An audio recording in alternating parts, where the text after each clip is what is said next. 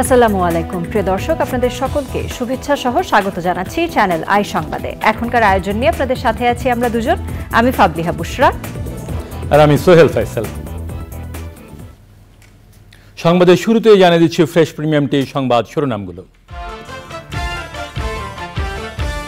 ভারতে লোকসভা নির্বাচনের ফলাফলে এগিয়ে ক্ষমতাসীন বিজেপি জোট, টানা তৃতীয়বারের প্রধানমন্ত্রী হওয়ার পথে নরেন্দ্র মোদী। বাগান মালিকদের চা শ্রমিকদের প্রতি যত্নবান হতে বলেছেন প্রধানমন্ত্রী। রপ্তানি বৃদ্ধিতে সংশ্লিষ্টদের আন্তরিকভাবে কাজ করার আহ্বান।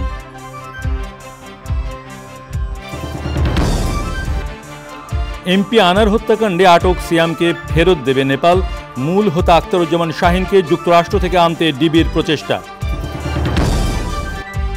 টি-20 বিশ্বকাপে প্রথমবারের মতো স্কটল্যান্ডের বিপক্ষে লড়ছে ইংল্যান্ড।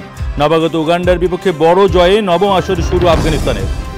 এবং টুঙ্গিপাড়া থেকে দেশব্যাপী বৃক্ষরোপণ কর্মসূচি শুরু করেছে প্রকৃতি ও জীবন ক্লাব। তরুণ প্রজন্মকে যুক্ত করতে বিশিষ্টজনদের তাগিদ।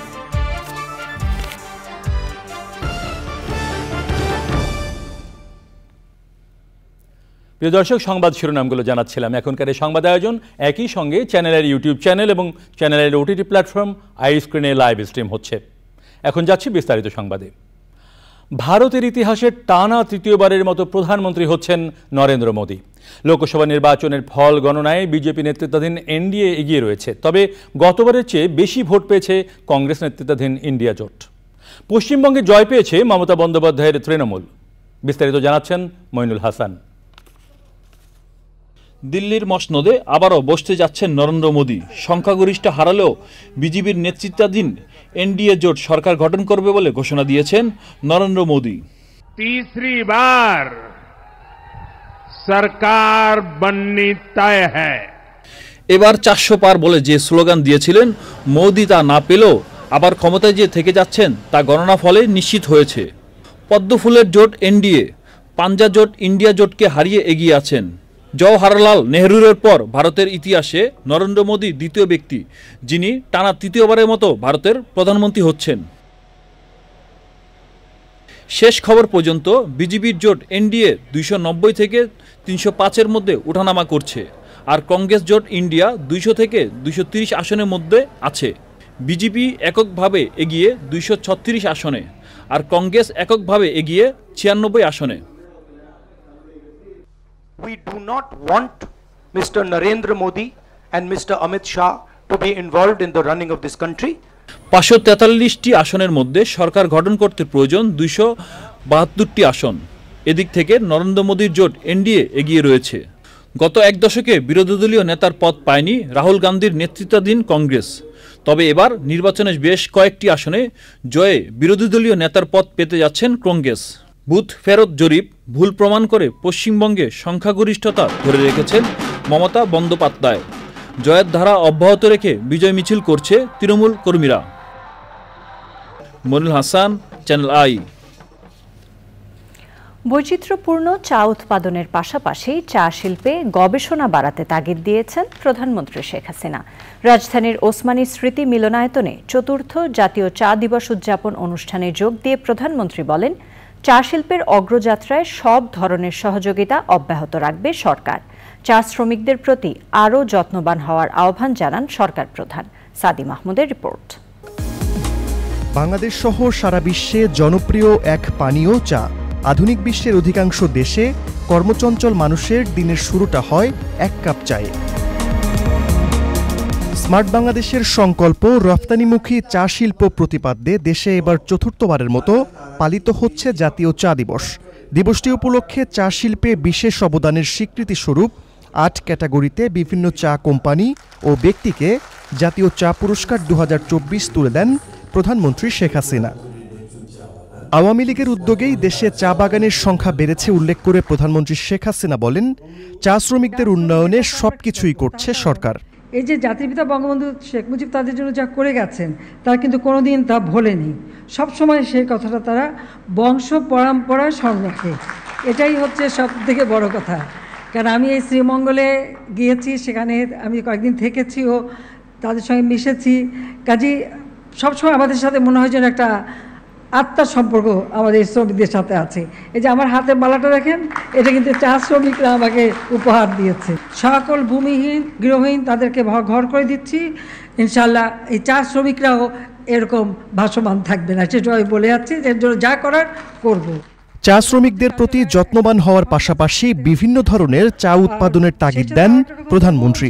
এখন কিন্তু মানুষের রুচিও বদলে গেছে। আপনারা জানেন এখন চা শুধু চায়ের পাতার চা না, এখন বিভিন্ন ধরনের চা পাওয়া যায়, বিভিন্ন ধরনের যেন ফ্লেভার থাকে সেই ধরনের চায়ের কিন্তু চাহিদা অনেক বেশি। হার্বাল টি সেটাও কিন্তু এসে গেছে, মশলা টি সেটাও চলে বাজারে। তো এই চা উৎপাদনের সাথে সাথে এই দিকটাও যদি নজর দেওয়া যায়, শ্রমিকদের প্রতি যদি আপনারা যত্নবান হন, আপনারা কিন্তু বেশি করে কাজ করাতে পারবেন। শুধুমাত্র তাদেরকে ওই আপনার অধীনস্থ বলে বিবেচনা করলে হবে না, মনে রাখতে হবে তাদের শ্রম ঘাম দিয়েই আপনার উৎপাদন বৃদ্ধি করা উপার্জনের পথ করে দিচ্ছে। কাজে সেই শ্রমিকদের প্রতি আপনাদের আরও যত্নবান হতে হবে। প্রধানমন্ত্রীর হাতে গোল্ডেন বেঙ্গল টি উপহার হিসেবে তুলে দেওয়া হয়। পরে দেশের চা প্রতিষ্ঠানগুলোর অংশগ্রহণে দিনব্যাপী চা মেলা ঘুরে দেখেন সরকার প্রধান। সাদি মাহমুদ, চ্যানেল আই, ঢাকা। সারা বিশ্ব যখন তথ্য প্রযুক্তিতে এগিয়ে যাচ্ছে, তখন বাংলাদেশের শিশুরা পিছিয়ে থাকবে না বলে মন্তব্য করেছেন প্রধানমন্ত্রী শেখ হাসিনা। শিশু কিশোরদের মেধা বিকাশে সরকার সব ধরনের পদক্ষেপ নিয়েছে বলেও উল্লেখ করেন বঙ্গবন্ধু কন্যা।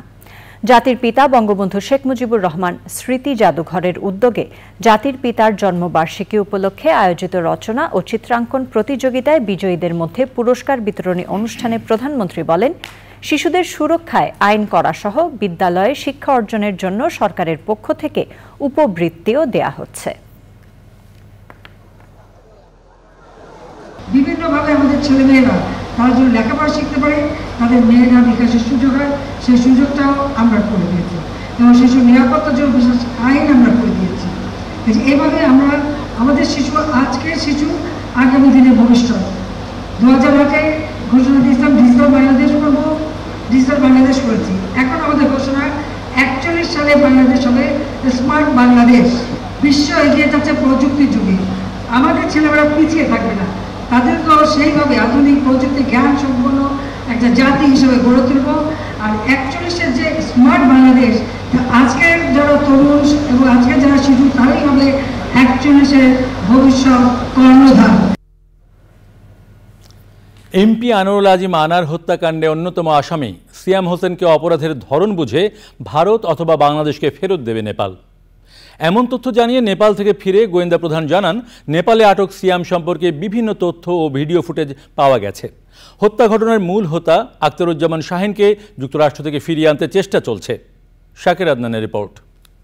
ভারতে ঝিনাইদহ 4 আসনের এমপি আনোয়ারুল আজিম আনারকে হত্যার পর তার মরদেহ গুম করার ক্ষেত্রে সিয়াম হোসেনের গুরুত্বপূর্ণ ভূমিকা ছিল। তাকে গ্রেপ্তারে ভারত ও বাংলাদেশের গোয়েন্দারা তৎপর হয়ে ওঠে। গত বৃহস্পতিবার নেপালে পালিয়ে থাকা সিয়ামকে গ্রেপ্তার করার কথা জানায় দেশটির পুলিশ। এমন তথ্যে শনিবার সকালে বাংলাদেশের গোয়েন্দাদের একটি দল নেপালে যায়। মঙ্গলবার বিকেলে ঢাকায় ফিরে দলের নেতৃত্ব দেয়া ডিবি প্রধান জানান, নেপালের পুলিশের সঙ্গে সিয়ামকে ফেরত দেওয়া প্রসঙ্গে আলোচনা হয়েছে। ইন্ডিয়া আমাদের বন্ধুপ্রতিম রাষ্ট্র, আমরা যে এক এবং অভিন্ন লক্ষ্য নিয়ে আমরা দুই দেশের তদন্তকারী কর্মকর্তারা কাজ করছি। যেহেতু তাদের সাথে ইন্ডিয়ার সাথে একটা তাদের এক্সট্রাডিশন ট্রিটি রয়েছে, যদি তারা সেই হিসাবে যদি তারা তাদেরকেও দিয়ে দেয় অথবা আমাদেরকেও দিয়ে দেয়, সেক্ষেত্রে বাংলাদেশ এবং ইন্ডিয়ার তদন্ত করার ক্ষেত্রে কোনো সমস্যা হবে না। আখতারুজ্জামান শাহীন সে হলো, আমি একটু আগেই বলেছি, সে হলো এক মূল প্ল্যানার, বেনিফিশিয়ারি। সে যেহেতু আমেরিকান নাগরিক, ইন্ডিয়ার সাথে মার্কিন যুক্তরাষ্ট্রের একটা এক্সট্রাডিশন ট্রিটি আছে, সেই ক্ষেত্রে তারাও উদ্যোগ গ্রহণ করবে। এছাড়া আমিও বাংলাদেশের, আমি গতকাল এবং আজকে বাংলাদেশের যে এম্বাসি আছে সেই এম্বাসির কর্তৃপক্ষের কাছে আমি কথা বলেছি। আমরা হয়তো কয়েকদিনের মধ্যে বাংলাদেশের যে আমেরিকান এম্বাসি আছে তাদের সাথে আমিও আমাদের ডিবি টিম নিয়ে আমরা তাদের সাথে আমরা মিটিংয়ে বসবো। এ সময় তিনি আরো বলেন, দেশে অপহরণ মামলার তদন্তকারী কর্মকর্তা ডিবির ওয়ারি বিভাগের অতিরিক্ত উপকমিশনার শাহিদুর রহমান রিপনকে বদলি করায় তদন্ত কাজে সমস্যা হবে না। এটা তো আমাদের কোনো পার্ট না, এটা পুলিশ হেডকোয়ার্টার, তার রুটিন ওয়ার্ক। এমপি আনার হত্যাকাণ্ডে আসামি শিলিস্তা রহমানের পর আদালতে স্বীকারোক্তিমূলক জবানবন্দি দিয়েছেন আরেক আসামি তানভীর ভুঁইয়া। Shakir Adnan, channel I, Dhaka. বাড়ি দখলের ষড়যন্ত্রে বাধা হয়ে দাঁড়ানোয় আইনজীবীর ছেলে আশিকুর রহমান খান অপুকে নৃশংসভাবে খুন করা হয়। সূত্রাপুরের বহুল আলোচিত ওই হত্যা মামলার আসামি মঞ্জুরুল আবেদিন রাসেল ও নওশাদ হোসেন মোল্লা রবিনের মৃত্যুদণ্ডাদেশ বহাল রেখেছেন আপিল বিভাগ। আর হত্যাকাণ্ডের মাস্টারমাইন্ড ঝলক হাইকোর্টে অব্যাহতি পেলেও তা বাতিল করে আমৃত্যু সাজা দেন সর্বোচ্চ আদালত। অপর আসামি মুন্নার অব্যাহতির রায়ও বাতিল করে যাবজ্জীবন দিয়েছেন আদালত। মাজহারুল হক মান্নার রিপোর্ট। বাড়ি দখলের জন্য 2008 সালের 23শে মে সূত্রাপুরের বাসা থেকে সন্ত্রাসীরা অ্যাডভোকেট রইসুদ্দিনের ছেলে নিহত আশিকুর রহমান খান অপুর ভাই আরিফুর রহমান সেতুকে মাথায় পিস্তল ঠেকিয়ে মারতে মারতে স্থানীয় স্কুলের মাঠে নিয়ে যায়। খবর পেয়ে অন্য দুই ভাই আশিকুর রহমান খান অপু ও আতিকুর রহমান খান বাপ্পি সেখানে গেলে সন্ত্রাসীরা তাদের এলোপাতাড়ি গুলি করে। এতে 3 ভাইয়ের মৃত্যু নিশ্চিত মনে করে গুলি করতে করতে চলে যায় সন্ত্রাসীরা। এই ঘটনায় মামলা হলে বিচার শেষে মঞ্জুরুল আবেদিন রাসেল ও নওশাদ হোসেন মোল্লা রবিনের মৃত্যুদণ্ডাদেশ এবং আসামি মাহবুব আলম, মোহাম্মদ আলী মুন্না, ইফতেখার বেগ ঝলক ও বিপ্লব চন্দ্র দাসকে যাবজ্জীবন দেন বিচারিক আদালত। হাইকোর্টের মৃত্যুদণ্ডাদেশপ্রাপ্ত আসামিদের সাজা বহাল রাখলেও আসামি মোহাম্মদ আলী মুন্না, ইফতেখার বেগ ঝলককে অব্যাহতি দেন। এর বিরুদ্ধে আপিল করা হলে শুনানি শেষে রায় দেন আপিল বিভাগ। কিলার রাসেল এবং রবিন তাদের মৃত্যুদণ্ড বহাল রাখেন এবং যে মাস্টারমাইন্ড ঝলককে হাইকোর্ট খালাস দিয়েছিল, অনারেবল চিফ জাস্টিসের কোর্ট অ্যাপিলেট ডিভিশন আজকে ঝলকের আমৃত্যু কারাদণ্ড এবং অপর আসামি মোহাম্মদ আলী মুন্না, তার ব্যাপারে অনারেবল চিফ জাস্টিস বলেছেন তাকে 30 দিনের মধ্যে সারেন্ডার করার জন্য, অন্যথায় তাকে অ্যারেস্ট করে। সকল ভয়ভীতি উপেক্ষা করে ভাইয়ের মৃত্যুর ঘটনায় 17 বছর ধরে আইনি লড়াই চালিয়ে যাচ্ছেন একমাত্র বোন আতিয়া খান কিয়া। এখন রায় কার্যকর দেখতে চান তিনি। ওরা অনেকজন ছিল, আমি ছিলাম একা, এবং আমাকে প্রতি মুহূর্তে আমাকে জীবনের হুমকি পেতে হয়েছে। আমি অনেক কষ্ট করে আজকে এই জায়গায় আসছি, তবে আল্লাহ রাব্বুল আলামিনের কাছে আমার এটুকু শুকরিয়া যে শেষ পর্যন্ত সত্যের জয় হয়েছে। এই নৃশংস হত্যাকাণ্ডের বিচার আমি পেয়েছি। রায় ঘোষণার সময় আদালতে উপস্থিত ছিলেন আসামিদের আত্মীয় স্বজন। তাদের আইনজীবীরা বলেছেন রিভিউ করা হবে কিনা তা আলোচনা করে সিদ্ধান্ত নেবেন তারা। মাজহারুল হক মান্না, চ্যানেল আই, ঢাকা। এবার রয়েছে আই স্পোর্টস। দর্শক, এই ছিল আজকের আই স্পোর্টসে। ফিরে যাচ্ছি বুশরার কাছে। রাহুল, ধন্যবাদ আপনাকে। বঙ্গবন্ধুর জন্মস্থান গোপালগঞ্জের টুঙ্গিপাড়া থেকে দেশব্যাপী বৃক্ষরোপণ কর্মসূচি শুরু করেছে প্রকৃতি ও জীবন ক্লাব। জাতির জনকের স্মৃতি বিজড়িত জিটি স্কুল ও সমাধি সংলগ্ন লেকের পাড়ে বৃক্ষরোপণের মধ্য দিয়ে কর্মসূচির উদ্বোধন করেন প্রকৃতি ও জীবন ফাউন্ডেশনের চেয়ারম্যান বীর মুক্তিযোদ্ধা মুকিত মজুমদার বাবু। আয়োজনে অংশ নিয়ে বৃক্ষরোপণে সচেতনতা ও তরুণ প্রজন্মকে যুক্ত করায় জোর দেন বিশিষ্টজনেরা। আব্দুল করিমের ভিডিও চিত্রে আলিম আল রাজের রিপোর্ট। স্বাধীনতার 5 দশক পেরিয়ে দেশের অধিকাংশ খাতে অভূতপূর্ব উন্নয়ন যেমন হয়েছে, তেমনি নানান অব্যবস্থাপনা ও অদূরদর্শী পদক্ষেপে প্রাণ প্রকৃতিরও হয়েছে অপূরণীয় ক্ষতি। জলবায়ু পরিবর্তনের অভিঘাতে বৃদ্ধি পাচ্ছে বৈশ্বিক তাপমাত্রা সহ প্রাকৃতিক দুর্যোগ। এমন বাস্তবতায় হুমকিতে থাকা সভ্যতা রক্ষায় প্রতিনিয়তই বাড়ছে সবুজায়নের গুরুত্ব। দেশের পরিবেশ প্রতিবেশ রক্ষা ও ভবিষ্যতের বাসযোগ্য ধরিত্রী বিনির্মাণে প্রতি বছর সবুজে সাজাই বাংলাদেশ স্লোগানে দেশজুড়ে বৃক্ষরোপণ করে যাচ্ছে প্রকৃতি ও জীবন ক্লাব।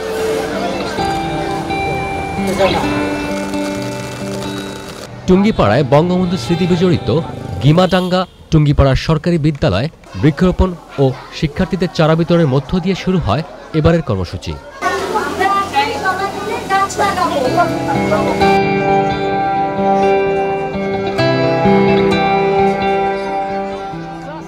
পরে সংক্ষিপ্ত আয়োজনে পরিবেশ রক্ষায় সবুজায়ন ও জলবায়ু অভিঘাত মোকাবেলায় করণীয় তুলে ধরেন বিশিষ্টজনরা।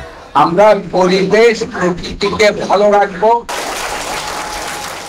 পরে বঙ্গবন্ধু সমাধিস্থল সংলগ্ন লেকের ধারে বৃক্ষরোপণ শেষে প্রকৃতি ও জীবন ফাউন্ডেশন এবং প্রকৃতি ও জীবন ক্লাবের এমন উদ্যোগকে সাধুবাদ জানিয়েছেন বিশিষ্টজনরা। এই 300টা বাচ্চা এই 600 গাছ পেয়েছে, এই 600টা গাছে বড় হবে এবং তারা টুঙ্গিপাড়া থেকে শুরু করেছে। এই টুঙ্গিপাড়া ব্যাপী সবুজে সবুজ ছড়ানো হবে হিজলাতলার মাধ্যমে সারা বাংলাদেশে এই প্রকৃতির জীবন ফাউন্ডেশন যেন এই কাজ সারা বাংলাদেশে ছড়ায় ফেলায়। মাননীয় প্রধানমন্ত্রীও বৃক্ষরোপণের উপর জোর দিয়েছেন। পয়লা আষাঢ় থেকে উনি বৃক্ষরোপণের তাগিদ দিয়েছেন। উপজেলা প্রশাসন তারই ধারাবাহিকতায় এবছর লক্ষ্যমাত্রা নির্ধারণ করেছে 25,000 গাছ রোপণ করার জন্য।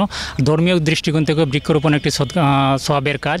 তো আমরা এই প্রকৃতি ও জীবনের যে আন্দোলন শুরু করেছে, সামাজিক আন্দোলনে আমরা সবাই সক্রিয় ভূমিকা পালন করব। প্রকৃতি ও জীবন ফাউন্ডেশন কর্তৃক গাছ বৃক্ষরোপণ কর্মসূচির আজকে যে এই যাত্রা শুরু হলো বঙ্গবন্ধুর মাজারের ঠিক পাশ থেকেই এই যাত্রা অব্যাহত থাকুক। জাতীয় টার্গেট মাত্র আমরা 19% এই মুহূর্তে আছি। আমরা কীভাবে 25% রূপান্তর করতে পারি সেজন্য প্রত্যেকটি সংগঠন কাজ করছে, একই সাথে সরকার এটির সাথে কাজ করে যাচ্ছে। সবুজায়নকে সামাজিক আন্দোলন হিসেবে ঘরে ঘরে ছড়িয়ে দেওয়ার আহ্বান জানিয়েছেন প্রকৃতি বন্ধু বীর মুক্তিযোদ্ধা মুকিত মজুমদার বাবু। এক সময় উনি এই গাছ লাগানোর ব্যাপারে সবাইকে উৎসাহ দিতেন, উদ্দীপনা দিতেন এবং তিনি নিজেও গাছ লাগাতেন। তো সব কিছু মিলিয়ে বঙ্গবন্ধুর সেই সময়ের কথা স্মরণ করে আমরা এবার আমাদের কর্মসূচি শুরু করেছি টুঙ্গিপাড়ার থেকে। সবচেয়ে সহজ একটি কাজ বৃক্ষরোপণ, কিন্তু পরিচর্যার কাজটা কিন্তু কঠিন। সুতরাং খালি গাছ লাগালেই হবে না, গাছ লাগানোর পাশাপাশি একে সংরক্ষণ করতে হবে এবং গাছটি যতক্ষণ না একটি পর্যায়ে আসে ততক্ষণ কিন্তু এই গাছকে সুন্দরভাবে পরিচর্যা করতে হবে। গাছের সাথে সাথে কিন্তু আমাদের জলাশয়গুলো সংরক্ষণ করতে হবে এবং আমাদের যে প্রাণীগুলো আছে সেগুলোকেও সংরক্ষণ করতে হবে এবং সারা বাংলাদেশে এই বৃক্ষরোপণ কর্মসূচিকে একেবারে ঘরে ঘরে ছড়িয়ে দিতে হবে। সভ্যতা রক্ষায় শুধু বৃক্ষরোপণই নয়, পাশাপাশি পরিবেশ বান্ধব প্রযুক্তি ও সমন্বিত উদ্যোগে গুরুত্বারোপ করেন প্রকৃতি ও জীবন ফাউন্ডেশন চেয়ারম্যান আলিমাল রাজি, চ্যানেল আই, গোপালগঞ্জ। আপনারা দেখছেন চ্যানেল আই সংবাদ। এবারে কিছুক্ষণের বিরতির পর জানিয়ে ফিরব।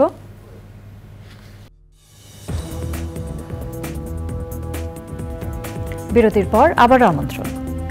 এবারে জানাবো বাদবাকি সংবাদ। প্রধানমন্ত্রী শেখ হাসিনা ফিলিস্তিনি জনগণের জন্য 5 কোটি টাকার আর্থিক সহায়তার চেক প্রদান করেছে। মঙ্গলবার প্রধানমন্ত্রীর সরকারি বাসভবন ফিলিস্তিনের রাষ্ট্রদূত ইউসুফ এস.ওয়াই রামাদানের কাছে চেক তুলে দেন। এ সময় প্রধানমন্ত্রী বলেন, পশ্চিমা দেশগুলো ফিলিস্তিনিদের ব্যাপারে দ্বিমুখী আচরণ করছে, সবসময় সবার জন্য মানবাধিকারের কথা বলে তা রক্ষা করেন না। এ সময় তিনি নিরীহ ফিলিস্তিনি জনগণের প্রতি পশ্চিমা দেশগুলোর দ্বিমুখী মনোভাবের নিন্দা জানিয়েছেন। কক্সবাজারে আনোয়ার সিমেন্ট শিট ডিলার সম্মেলন 2024 হয়েছে ওয়াইফ দ্য বস। এই প্রতিবাদে কক্সবাজারের ওশান প্যারাডাইস হোটেলে আজ অ্যান্ড রেস্টুরেন্টে এই সম্মেলন হয়। উপস্থিত ছিলেন আনোয়ার গ্রুপ অব ইন্ডাস্ট্রিজের চেয়ারম্যান মনোয়ার হোসেন, প্রতিষ্ঠানটির deputy managing director Furqan N Hossain, Waiz Mohammad R Hossain, building material ডিভিশনের CEO Mohammad Moniruzzaman, chief financial officer Baula Basu, Anwar cement শিটের ডিরেক্টর বিজনেস মোজাম্মেল হক, প্রতিষ্ঠানটির ব্র্যান্ড ম্যানেজার মাহবুব আলম সহ সারা দেশের ডিলার এবং তাদের পরিবারের সদস্যরা।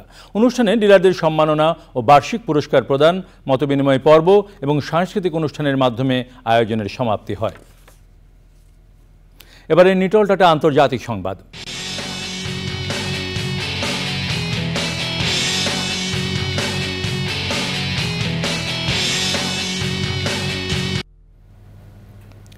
তিন ধাপের যুদ্ধবিরতির প্রস্তাবের মধ্যে মধ্য গাজার দেইর বালা শরণার্থী শিবিরের কাছে একটি গাড়িতে ইসরায়েলি হামলায় ৮ ফিলিস্তিনি নিহত হয়েছে। এ নিয়ে এখন পর্যন্ত ইসরায়েলি হামলায় নিহতের সংখ্যা দাঁড়ালো ৩৬,৫৫০ জনে। এছাড়া হামাসের কাছে থাকা আরও ৪ জিম্মি মারা গেছে বলে জানিয়েছে ইসরায়েলের সেনাবাহিনী। মার্কিন প্রেসিডেন্ট জো বাইডেন বলেছেন ইসরায়েল হামাসের দেয়া চুক্তি নিয়ে এগিয়ে যেতে প্রস্তুত। এমনকি যুক্তরাষ্ট্র, মিশর এবং কাতার যুদ্ধবিরতির সম্পূর্ণ চুক্তি বাস্তবায়ন করতে প্রতিশ্রুতিবদ্ধ। এদিকে ইরানের তত্ত্বাবধায়ক পররাষ্ট্রমন্ত্রী আলী বাঘেরি কানি লেবাননের সশস্ত্র গোষ্ঠী হিজবুল্লাহ নেতা হাসান নাসরুল্লাহর সঙ্গে গাজায় যুদ্ধ শেষ করতে প্রস্তাবিত সমাধান নিয়ে আলোচনা করেছেন। এবার আইস্ক্রিন সাংস্কৃতিক সংবাদ।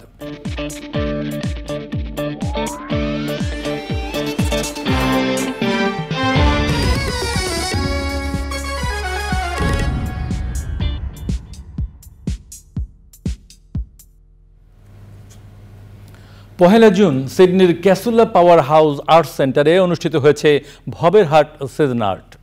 এবারের থিম ছিল ময়ূরপঙ্খী নাই। অনুষ্ঠানটি সাজানো হয়েছিল বাউল সম্রাট আব্দুল করিমের বাউল সঙ্গীত সহ জারি, সারি, ভাওয়ায়া ও পল্লীগীতের নানা আয়োজনে। অনুষ্ঠানের শুরু হয় অস্ট্রেলিয়া ও বাংলাদেশের জাতীয় সঙ্গীত দিয়ে। প্রথম পর্বে সিডনির সাংস্কৃতিক ও সামাজিক অঙ্গনে বিভিন্ন অংশে অবদান রাখায় গুণীজনদের সম্মানিত করা হয়। মিউজিশিয়ান ক্যাটাগরিতে তবলায় বিজয় সাহা, মন্দিরায় লোকমান হাকিম, নাট্য এবং অভিনয়ে সিডনির নাট্য ব্যক্তিত্ব শাহিন শাহনওয়াজ, কমিউনিটি ওয়ার্কে আব্দুল সোবহান এবং বাংলা ভাষা ও কৃষ্টি নিয়ে কাজের জন্য সিডনির প্রিয়মুখ নাজমুল খানকে মেন্টর অব বাঙালি কালচার ভবের হাট আজীবন সম্মাননা পুরস্কারে সম্মানিত করা হয়। এছাড়াও ওয়ান স্টপ বিল্ডার্সের সিইও এবং কর্ণধার সেলিম চৌধুরীকে স্পন্সর ক্যাটাগরিতে সম্মাননা দেওয়া হয়। সম্মাননা প্রদান করেন প্রতীতের প্রতিষ্ঠাতা বিশিষ্ট রবীন্দ্রসঙ্গীত শিল্পী সিরাজুস সালিকিন এবং সিডনিতে বাংলাদেশ কনসাল জেনারেল শাখাওয়াত হোসেন। এবারে কৃষি সংবাদ।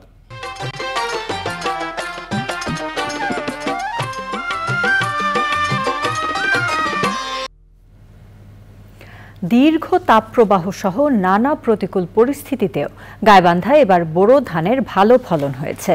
চলছে ধান কাটা ও মাড়াইয়ের কাজ। তবে উৎপাদন খরচের চেয়ে বাজার দর কম হওয়ায় লাভবান হতে পারছেন না কৃষক। এবার রয়েছে প্রকৃতি সংবাদ।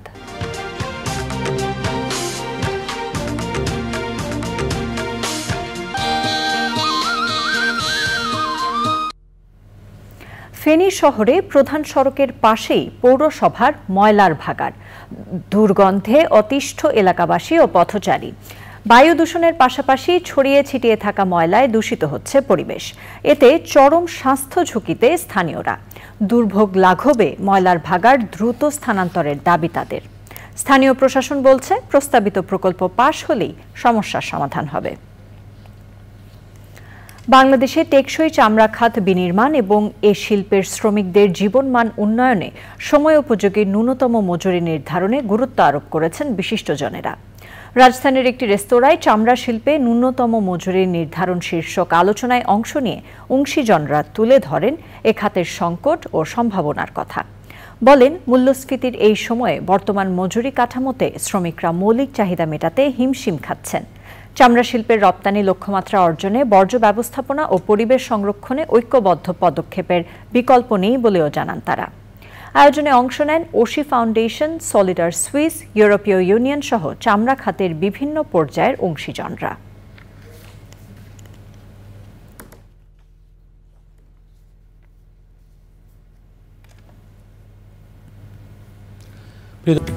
দেখছেন চ্যানেল আই সংবাদ। এবারে জানাবো আমাদের হাতে থাকা আরো কিছু সংবাদ। সিলেটে এক সপ্তাহ ধরে বন্যা কবলিত কয়েক লাখ মানুষ। বৃষ্টি থামলে পানি কমে, আবার বৃষ্টি হলে বেড়ে যায় পানি। এতে বন্যা পরিস্থিতির আশানুরূপ উন্নতি হচ্ছে না। সুরমা এবং কুশিয়ারা নদীর পানি এখনও দুটি পয়েন্টে বিপদসীমার উপর দিয়ে প্রবাহিত হচ্ছে।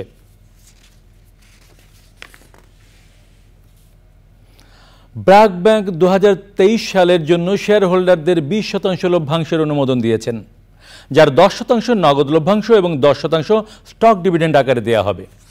সম্প্রতি ভার্চুয়াল প্ল্যাটফর্মে অনুষ্ঠিত ব্যাংকটির 25তম বার্ষিক সাধারণ সভায় এজিএমে এই অনুমোদন দেওয়া হয়।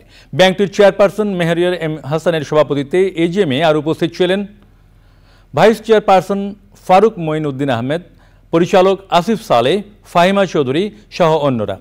সভায় ব্যাংকের managing director and CEO Selim Aref Hossain শেয়ার হোল্ডারদের বিভিন্ন প্রশ্নের জবাব দেন। ব্যাংকটি 2023 সালে সমন্বিতভাবে 828 কোটি টাকার কর পরবর্তী মুনাফা অর্জন করে। বাংলাদেশে প্রথমবারের মতো আয়োজন করা উইমেন ইন টেক প্রতিযোগিতার বিজয়ীদের নাম ঘোষণা করেছে হুয়াওয়ে।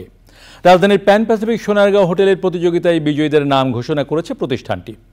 এই উদ্যোগে হুয়াওয়ের কৌশলগত সহযোগী হিসেবে কাজ করছে ইউনেস্কো, যার মূল লক্ষ্য বাংলাদেশের আইসিটি খাতে নারীদের অংশগ্রহণ ও প্রতিভা বিকাশ করা। অনুষ্ঠানে প্রধান অতিথি ছিলেন ডাক, টেলিযোগাযোগ ও তথ্য প্রযুক্তি প্রতিমন্ত্রী জুনায়েদ আহমেদ পলক। বিশেষ অতিথি ছিলেন বাংলাদেশে নিযুক্ত গণপ্রজাতন্ত্রী চীনের রাষ্ট্রদূত ইয়াও ওয়েন, পররাষ্ট্র বিষয়ক সংসদীয় স্থায়ী কমিটির সদস্য জারা জাবিন মাহবুব এবং বিটিআরসির চেয়ারম্যান ইঞ্জিনিয়ার মহিউদ্দিন আহমেদ। বাংলাদেশে ইউনেস্কোর অফিস প্রধান ও প্রতিনিধি ডক্টর সুজান ফাইজ সহ হুয়াওয়ে দক্ষিণ এশিয়ার প্রেসিডেন্ট ও হুয়াওয়ে বাংলাদেশের সিইও পেন জুনফেং। জনশক্তি রপ্তানির সমস্যা, সম্ভাবনা ও করণীয় শীর্ষক আলোচনা সভায় বক্তারা বলেছেন, 100 সিন্ডিকেটের অনিয়ম, দুর্নীতি, ঘুষ বাণিজ্য, অতিরিক্ত অভিবাসন ব্যয়ের জন্যই মালয়েশিয়ার শ্রমবাজার বন্ধ হয়েছে। তারা হলেন এই সিন্ডিকেটের দায় বাইরের 2200 সদস্য নেবে না। ভবিষ্যতে যেন আর সিন্ডিকেট না হয় সেদিকে বাইরের সদস্যদের সজাগ থাকার আহ্বান জানান বক্তারা। রাজধানীর অফিসার্স ক্লাবে বাইরের সম্মিলিত সমন্বয় পরিষদ আলোচনা সভায় আয়োজন করে। প্রধান অতিথি ছিলেন বাইরের সাবেক সভাপতি বীর মুক্তিযোদ্ধা MH সেলিম। প্রধান আলোচক ছিলেন বাইরের সাবেক সভাপতি M শাহজালাল মজুমদার। বিশেষ অতিথি ছিলেন বাইরের সাবেক সিনিয়র সহসভাপতি বীর মুক্তিযোদ্ধা ডক্টর মোহাম্মদ ফারুক। যুগ্ম মহাসচিব মোহাম্মদ ফখরুল ইসলাম ও আকবর হোসেন মঞ্জু ও হাবের সাবেক সভাপতি জামাল উদ্দিন আহমেদ। সভাপতিত্ব করেন বাইরের সিনিয়র সহসভাপতি রিয়াজুল ইসলাম। জাতীয় দক্ষতা উন্নয়ন কর্তৃপক্ষের সাথে ঢাকা বিশ্ববিদ্যালয় জাহাঙ্গীরনগর বিশ্ববিদ্যালয়ের মধ্যে সমঝোতা স্মারক স্বাক্ষরিত হয়েছে। প্রধানমন্ত্রীর কার্যালয়ে এই সমঝোতা স্মারক সই হয়। সমঝোতা স্মারকে শিক্ষার্থীদের পেশাগত ও কারিগরি দক্ষতা বৃদ্ধি, দক্ষতা বিষয়ক সচেতনতামূলক কর্মসূচি চালুকরণ, ইন্ডাস্ট্রি একাডেমিয়া সংযোগ শক্তিশালীকরণ, নিয়মিত কোর্সের পাশাপাশি বিভিন্ন শর্ট কোর্স ও প্রফেশনাল কোর্স পরিচালনা, কোর্স কারিকুলাম তৈরিতে পারস্পরিক সহযোগিতা ও সমন্বয়, জাতীয় ও আন্তর্জাতিক চাকরির বাজার জরিপ, সেক্টর ভিত্তিক মানব সম্পদ চাহিদার পর্যালোচনা সহ স্মার্ট বাংলাদেশ বিনির্মাণে বিভিন্ন বিষয়কে গুরুত্ব দেওয়া হয়েছে। এ সময় প্রধানমন্ত্রীর মুখ্য সচিব তোফাজ্জল হোসেন মিয়া বলেন, বাংলাদেশ একমাত্র দেশ যেখানে দারিদ্র্য কমাচ্ছে এবং অতি দারিদ্রতার হার কমছে। দক্ষ জনশক্তি তৈরি হচ্ছে, বিশদ পরিকল্পনা নিয়ে কাজ করছে সরকার।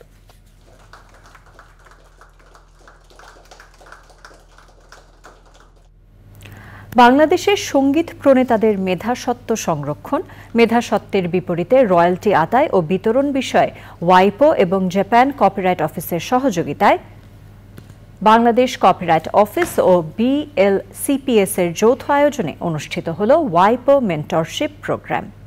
রাজধানীর একটি হোটেলে ওয়াইপো এবং জাপান কপিরাইট অফিসের সহযোগিতায় আয়োজিত মেন্টরশিপ প্রোগ্রামে স্থানীয় CMOর প্রতিষ্ঠা ও উন্নয়নে সহায়তা করার জন্য কালেকটিভ ম্যানেজমেন্ট, বিশ্বজুড়ে সঙ্গীত প্রণেতাদের নিরবিচ্ছিন্ন প্রতিনিধিত্ব করা এবং রয়্যালটি প্রবাহ নিশ্চিত করা সহ দিনব্যাপী মোট 5টি গুরুত্বপূর্ণ সেশন অনুষ্ঠিত হয়।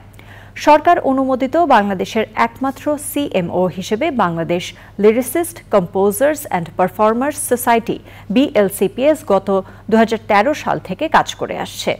BLCPS এর বর্তমান অবস্থা এবং ভবিষ্যৎ দৃষ্টিভঙ্গি তুলে ধরা হয়। আন্তর্জাতিক মানের সক্ষমতা অর্জনের লক্ষ্যে দেশের ও দেশের বাইরের বিভিন্ন কর্তৃপক্ষ ও সংস্থার সাথে যুক্ত হয়ে বিভিন্ন কার্যক্রম পরিচালনা করে থাকে।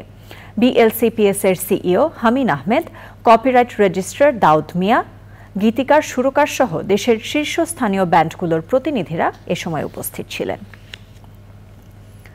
গাইবান্ধার কামারজানির গোঘাটে অবৈধ বালু উত্তোলন চক্রের বিরুদ্ধে সংবাদ প্রচারের জেরে 3 সাংবাদিকের বিরুদ্ধে হয়রানিমূলক মামলা প্রত্যাহারের দাবিতে মানববন্ধন করেছে সাংবাদিকরা। শহরের ডিবি রোডে প্রতিবাদী সাংবাদিক সমাজের ব্যানারে এই কর্মসূচি পালিত হয়।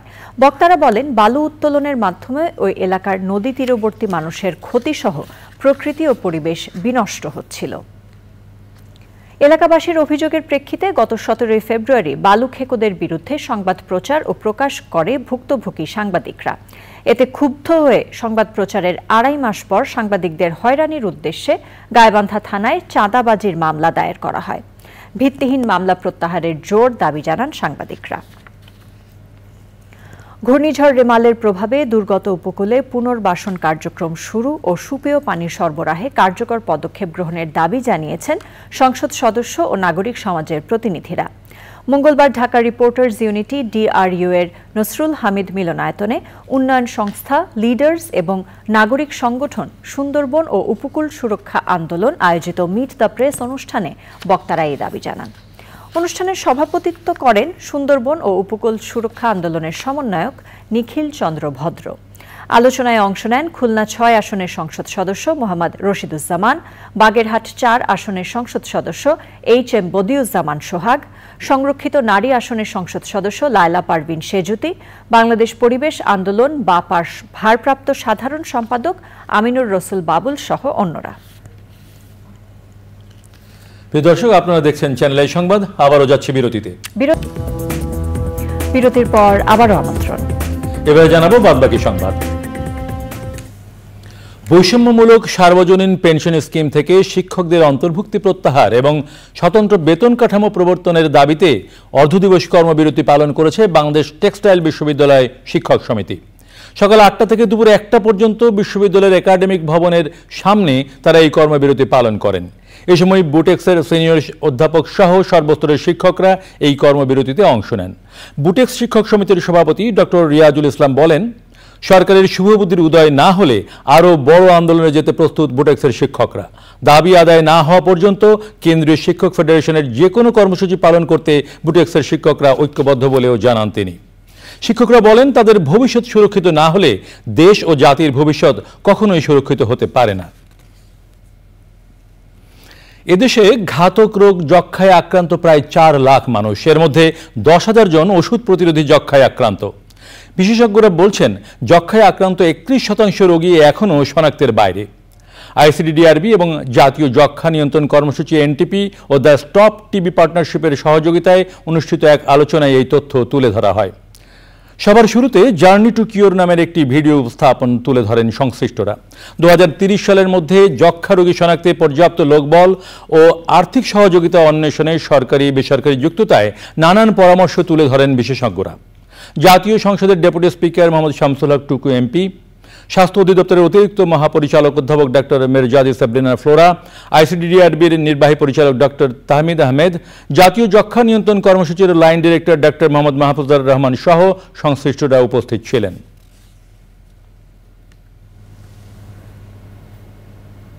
ময়মনসিংহে আলোচিত বিশ্ববিদ্যালয় শিক্ষার্থী ওমর ফারুক সৌরভ হত্যার অভিযোগে চাচা, শ্যালক, চালক সহ 3 জনকে গ্রেফতার করেছে ডিবি ও কোতোয়ালি থানা পুলিশ। সংবাদ সম্মেলন করে ময়মনসিংহের পুলিশ সুপার মাসুম আহমেদ ভুইয়া সাংবাদিকদের এ তথ্য জানান। গত রবিবার সকাল 10টার দিকে গোয়েন্দা পুলিশ ময়মনসিংহ সদর উপজেলার মনতলা এলাকায় ময়মনসিংহ টাঙ্গাইল মহাসড়কে সুতিয়া নদীর সেতুর নিচ থেকে ওমর ফারুকের লাশ উদ্ধার করে। এ ঘটনায় নিহত ওমর ফারুকের বাবা ইউসুফ আলী বাদী হয়ে ময়মনসিংহ কোতোয়ালি মডেল থানায় একটি মামলা করে। এবার রয়েছে খেলার খবর।